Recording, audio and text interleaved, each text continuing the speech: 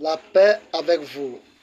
Nous sommes encore avec vous pour vous annoncer le message de Dieu en faveur de tous les hommes. Nous voulons rappeler que ce message, c'est le message de la repentance et de la foi en Jésus le Messie. La repentance est un changement de comportement vis-à-vis de Dieu, vis-à-vis de la personne de Dieu lui-même. Il s'agit de reconnaître Dieu comme ton Père et de vivre en tenant compte de ses conseils.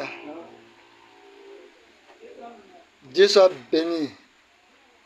Nous parlons aussi de la foi en Jésus le Messie, le Fils de Dieu, celui que Dieu a préparé pour la restauration du monde, celui dans la main de qui Dieu a déposé toutes choses. C'est de lui que nous parlons. En ce soir, nous voulons parler d'une rubrique. C'est comme ça qu'on dit. Une rubrique intitulée Comprenons mieux l'écriture ou comprenons mieux les écrits. Dans le livre saint, dans le livre de 2 Timothée 3, je crois, il est écrit que toute écriture est inspirée de Dieu. Toute écriture est inspirée de Dieu. Cela ne signifie pas que toute écriture a été dictée par Dieu. Mais il est dit que toute écriture est inspirée. C'est-à-dire que c'est Dieu qui a poussé des gens à écrire. Mais dans ce qui a été écrit, il y a des prophéties. Il y a des inspirations. Et il y a des révélations. Il y a des enseignements, il y a des conseils. En tout cas, il y a beaucoup de choses auxquelles nous devons faire beaucoup attention. Donc, la repentance nous ramène à pouvoir écouter la voix de Dieu comme étant notre Père.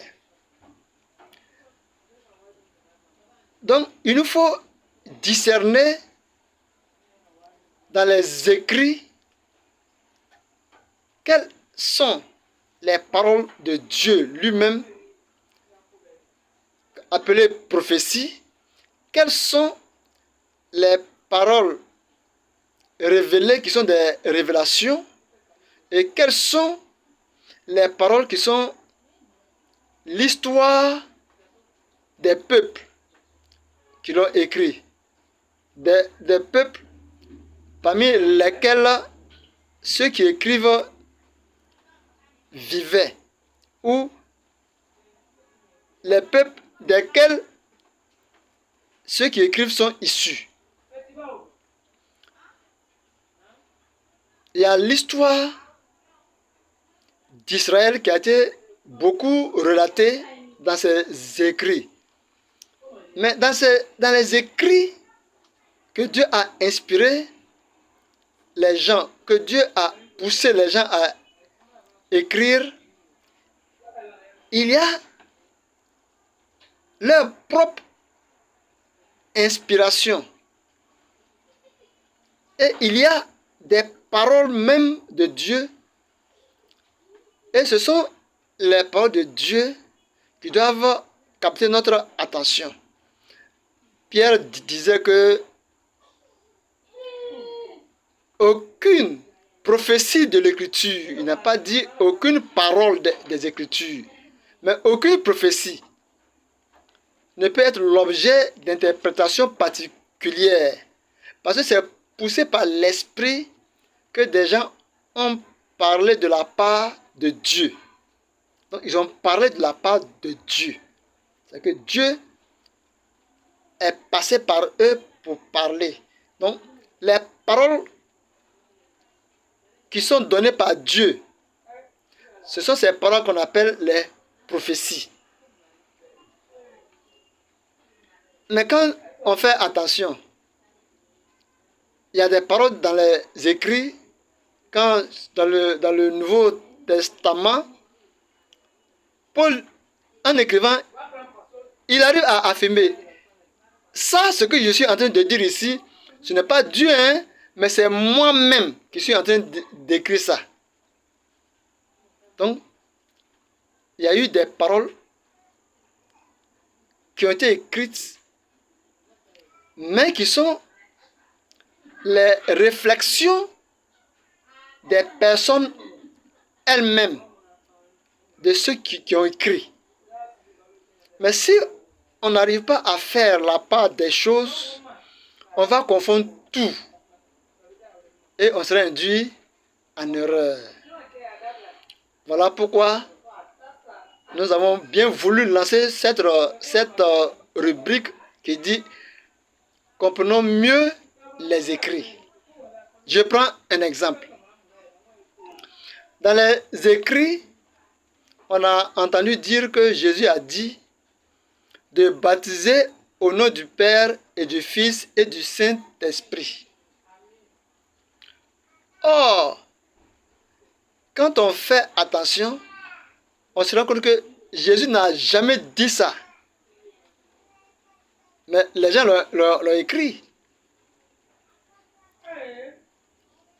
Les gens racontent aussi que il faut se rendre dans un temple, dans un lieu de culte pour adorer Dieu. Que Dieu nous a sauvés pour l'adorer. Et il se base sur certains passages de l'Écriture, sur le culte qui se faisait en Israël dans les temples et dans les synagogues. Mais quand Jésus est arrivé, Jésus a fait comprendre que ce culte-là qui se fait dans les temples a pris fin. Parce que Jésus est venu pour une réforme. Selon le livre des Hébreux, chapitre 9, ou chapitre 10, quelque chose comme ça. Il est venu pour une réforme. Donc, depuis qu'il est arrivé, le culte d'adoration a pris fin. On ne doit plus adorer Dieu dans les temples. On ne doit plus rendre de culte d'adoration à Dieu. Le culte collectif de l'adoration a pris fin. Parce que Jésus a dit, l'heure vient où les vrais adorateurs adoreront le Père en esprit et en vérité. C'est-à-dire dans le cœur. Dans ton cœur. À partir de ce moment-là, le culte est devenu individuel. L'adoration est devenue individuelle et personnelle. Mais si on ne fait pas attention, vous voyez que on va prendre tout cela et on va l'imposer. Et c'est ce que la religion fait. Ils ont pris toutes ces choses et ils l'ont imposé aux hommes. Et chaque jour, oh Dieu, tu es grand. Oh Dieu, tu es bon. Oh Dieu, tu es merveilleux. Imaginez-vous, vous-même, votre enfant, vous avez un enfant, et puis chaque jour, chaque matin, votre enfant vient. Oh papa, tu es bon. Papa, tu es gentil. Papa, tu es bien. Mais à un moment, vous n'allez pas vous posez des questions. Vous allez vous demander, mais qu'est-ce que mon enfant a? Le matin, oh papa, tu es grand. Oh papa, tu es bon. Oh papa, tu es gentil. Chaque jour, oh papa, tu es merveilleux. À midi, oh papa, tu es grand. Mais vous allez vous poser des questions. Vous allez vous demander, mais mon enfant là, qu'est-ce qu'il a même? Dieu s'est présenté à nous comme étant un père. Donc, ce culte-là, c'était pour un temps. Ce culte d'adoration des hommes, c'était pour un temps. Ça a pris fin. Dieu dit qu'il a créé les anges pour l'adorer. Ce n'est pas à toi, l'homme, de venir lui rendre un culte d'adoration. Vous pouvez lire ça dans le livre des Hébreux, chapitre 1. Donc, il y a ces choses qui sont écrites auxquelles nous devons faire attention. Voilà le but de cette rubrique. Comprenons mieux les écrits. Nous allons, dans les jours prochains, faire voir, relever beaucoup de paroles comme ça, beaucoup de choses comme ça qui ont été enseignées, et nous allons apporter la lumière, si plaît à Dieu, pour que chacun puisse adorer Dieu ou servir Dieu convenablement. Que Dieu vous bénisse. Amen.